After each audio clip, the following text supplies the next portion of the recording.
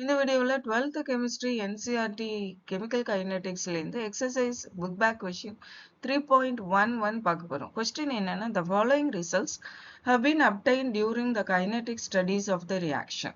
The reaction is 2A plus B gives C plus T. So இதில் இந்த experiment 1, 2, 3, 4 கொடுத்திருக்காங்க. Concentration of A and B கொடுத்திருக்காங்க during this experiment level. And the initial rate of formation of D கொடுத்திருக்காங்க. அதோட units இருக்கு. Question என்னன்னா, determine the rate law and rate constant for the reaction.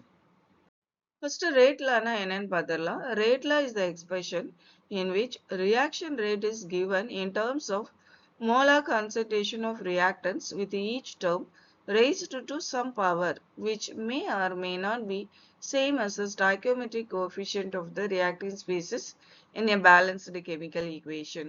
நம்ம கொடுத்திருக்கிற ஈக்குவேஷன் பேலன்ஸ்டு ஈக்குவேஷன் தான். ஏன்னா product சைடில் ஏ அண்ட் பி டேர்ம்ஸ் இல்லை. ஸோ அதனால இந்த ஈக்குவேஷனை அப்படியே எடுத்துக்கலாம். இப்போ ரேட்லாம் நம்ம எழுதணும். ரேட்லாம் that is rates equal to rate constant into concentration of A to the power M.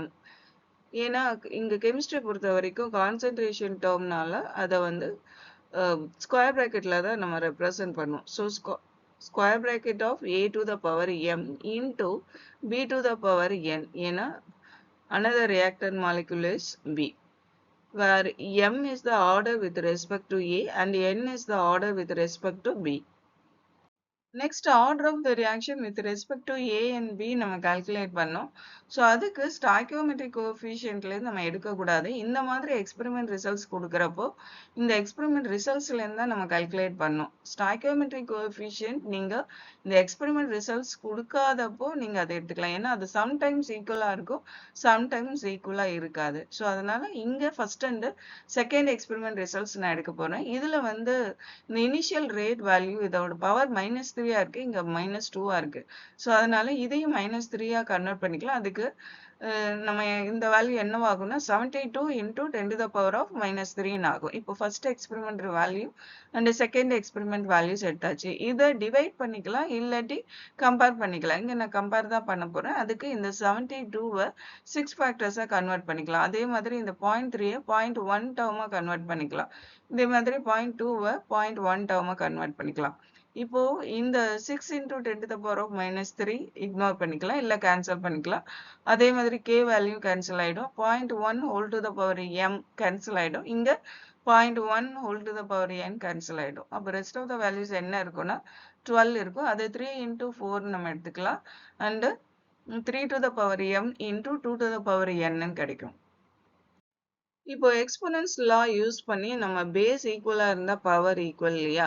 So இங்க power 1 3 to the power 1 is equal to 3 to the power m. So m is equal to 1. அதே மாதிரி 4 is equal to 2 to the power n. இங்க 4 2 to the power 2 நம்ம convert பண்ணிக்கலாம். So 2 to the power 2 is equal to 2 to the power n. So n is equal to 2. இப்போ நம்ம order of the reaction that is for ஏக்கு வந்து 1 and பிக்கு 2 நமக்கு கிடைச்சிருக்கு. அவ்வளோதான், ஃபர்ஸ்ட் பார்ட் முடிச்சாச்சு. ஏன்னா m and n value find out பண்ணியாச்சு இல்லையா? ஸோ இப்போ அந்த ஈக்குவேஷனில் நம்ம சப்ஸ்டியூட் பண்ண போகிறோம். சப்ஸ்டியூட் பண்ணால் rates equal to k into a to the power of 1 into b to the power of 2. So first part over. இப்போ செகண்ட் பார்ட் ரேட் கான்ஸ்டன்ட் எப்படி கால்குலேட் பண்ணன்னு பார்க்கலாம். ஸோ அதுக்கு இந்த ஈக்குவேஷனை ரீஅரேஞ்ச் பண்ணிக்கலாம். ரேட் ஈக்குவேஷனை ரீஅரேஞ்ச் பண்ணோன்னா நமக்கு இந்த மாதிரி கிடைக்கும். இப்போ இந்த டேட்டாஸில் இருக்கிற ஏதாவது ஒரு எக்ஸ்பெரிமெண்ட் ரிசல்ட் வேல்யூவை இதில் சப்ஸ்டியூட் பண்ணோம். ஸோ இங்கே நான் ஃபர்ஸ்ட் எக்ஸ்பெரிமெண்ட் வேல்யூவை சப்ஸ்டியூட் பண்ண போகிறேன். So 6 into 10 to the power of -3 divided by 0.1 whole to the power 1 into 0.1 whole to the power 2 is equal to k. இப்போ இதை எக்ஸ்பேண்ட் பண்ணணும். எக்ஸ்பேண்ட் பண்ணோன்னா இந்த 0.1 1/10 எடுக்கலாம். So 0.1 whole to the power 2னா 1/10 square பண்ண 1/100 கிடைக்கும். அடுத்தது இந்த இதை ரெசிப்ரோக்கல் பண்ணும். 10 into 100 1000 வரும். அதை 10 to the power 3ன்னு நம்ம கன்வெர்ட் பண்ணிக்கலாம்.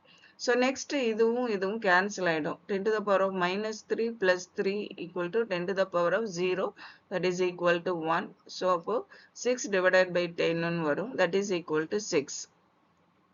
நெக்ஸ்ட் ரேட் கான்ஸ்டன்டோடைய யூனிட் ஃபைண்ட் அவுட் பண்ணோம். யூனிட்ஸ் வந்து அது நமக்கு டேபிளர் காலம்ல கொடுத்துருப்பாங்க.